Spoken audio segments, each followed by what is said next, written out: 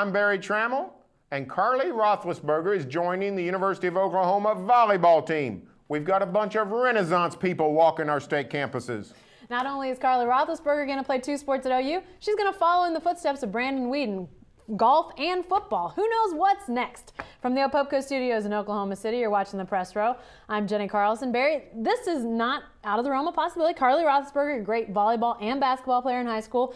Her basketball eligibility is up, but she's still got a chance to play volleyball, and she's going to do it for a year. Well, I think it's great, and I think it's a good sign for athletics around this area. We've got way too much specialization.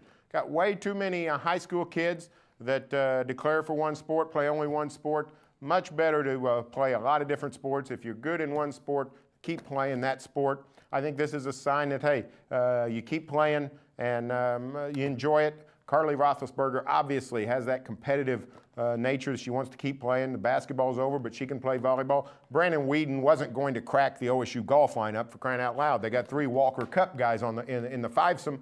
But he liked practicing with the guys. He's a very good golfer. He liked going out and hanging out, being a part of a team. So, this is a little bit of a throwback. Throughout history, we've seen people that were great athletes in multiple sports. Ryan Miner played both sports, baseball and basketball at OU. Bobby Jack did it 20 years before Ryan Miner. Dick Sorgel was a 3-sport star in the 50s for Oklahoma State, an excellent quarterback, a member of the College World Series baseball championship team of '59, and a member of Hank Iba's basketball squad.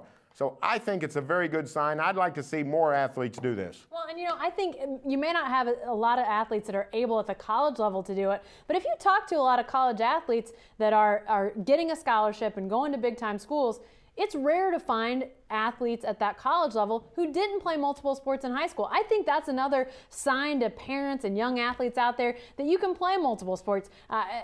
Talking about multi-sport athletes, David Glidden's an incoming freshman in Oklahoma State, going to play wide receiver for the Cowboys.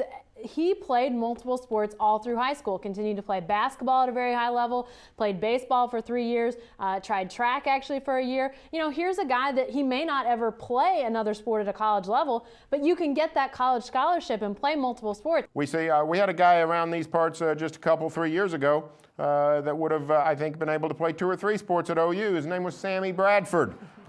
Sammy B, I know, could help the current OU basketball team. Could have played for the OU club team in hockey, perhaps, and was a big-time golfer. If Whedon could play for the Cowboys, I think Bradford could play for the Sooners. So times being what they are, it's going to be very difficult for someone to try to play both sports at one time. But it is a quaint old notion that has a lot of romance to it. I'd like to see more people give it a try. I know the number of athletes out there that are going to be college athletes, it's a small number. But, to any high school or middle school or parent out there, I just go back to what we were talking about at the beginning, Barry. Play multiple sports, compete in a lot of different sports, see where it leads you. I think you'd have a lot more athletes having fun, enjoying themselves, and maybe going to that next level if they did that more often. Hey, stay with the best coverage team anywhere at newsok.com and every day in the Oklahoman.